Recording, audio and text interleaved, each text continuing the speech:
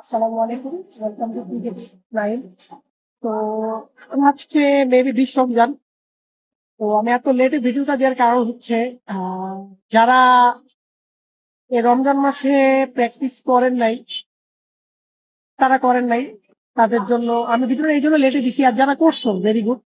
শুনো, রমজান মান্থ হচ্ছে সব থেকে বেশি ইম্পর্টেন্ট প্র্যাকটিসের জন্য আমি মনে করি।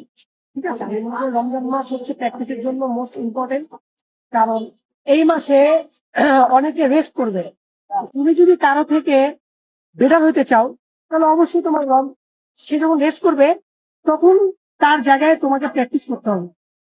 ধরো না, একজন তুমি প্র্যাকটিস করতেছো 2.5 ঘন্টা, একজন প্র্যাকটিস করতেছে দৈনিক 6 ঘন্টা।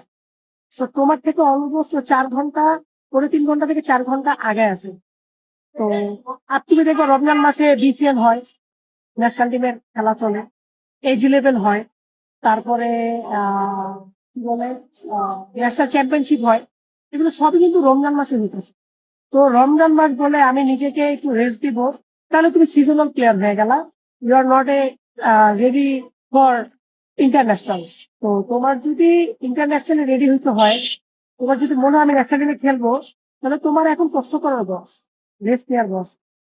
তো আজকে 20 রমজান রানিং মুভি, ঠিক আছে, আমার খেয়াল নাই রমজান মাসে আমার খেলতে গেল।